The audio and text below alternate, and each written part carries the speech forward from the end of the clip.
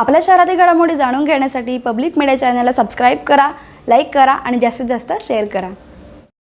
उल्हासनगरच्या शासकीय मध्यवर्ती रुग्णालयात उपचार सुरू असलेल्या राहुल इंधाते या तरुणाचा 108 रुग्णवाहिका वेळेवर न आल्यानं मृत्यू झाल्याचा आरोप त्याच्या कुटुंबियांनी केला होता। राहुलचे कुटुंबीय आणि समाजसेवक शिवाजी रगडे यांनी स्वतः रुग्णालयात जाऊन 108 रुग्णवाहिकेला वारंवार फोन करून मदत मागितली होती। मात्र 5 तास ही रुग्णवाहिका आलीच नाही। त्यामुळे अखेर दुसऱ्या रुग्णालयात उपचारार्थ दाखल करण्यापूर्वीच राहुलचा मृत्यू झाला होता। दरम्यान या प्रकरणी आमदार रईस शेख यांनी बुधवारी हा मुद्दा विधानसभेच्या अधिवेशनात तारांकित प्रश्नाच्या माध्यमातून उपस्थित केला। त्यानंतर आज राज्य सरकारच्या आरोग्य विभागाकडून जिल्हा शल्यचिकित्सक मनोहर बनसोडे यांनी कामात कसूर केल्याचा ठपका ठेवत त्यांचं निलंबन केलं। मात्र जी 108 रुग्णवाहिका वेळेवर न आल्यानं राहुलचा मृत्यू झाला होता, त्या रुग्णवाहिकेच्या ठेकेदारावर मात्र सरकारकडून कोणतीच कारवाई करण्यात न आल्यानं आश्चर्य व्यक्त केलं जात आहे। हे सगळं प्रकरण समोर आणणाऱ्या समाजसेवक शिवाजी रगडे यांनी याबाबत नाराजी व्यक्त केली आहे। रुग्णवाहिकेच्या ठेकेदाराला पाठीशी घालण्याच्या उद्देशानं जिल्हा शल्यचिकित्सक डॉक्टर बनसोडे यांच्यावर कारवाई केल्याचा आरोप रगडे यांनी केला आहे।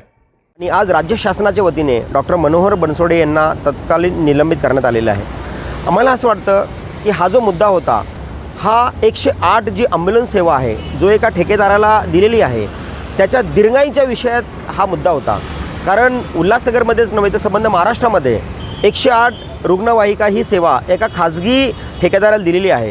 करोडो रुपयाचा हा व्यवहार आहे आणि कुठलीही रुग्णवाहिका वेळेवर पोचत नाही। त्याच्यावर कारवाई न करता मला असं वाटतं त्या ठेकेदाराला कुठेतरी पाठीशी घालण्याच्या हेतूने डॉक्टर मनोहर बनसोडे यांच्यावरती ही कारवाई करण्यात आलेली आहे, जी अपेक्षित नव्हती।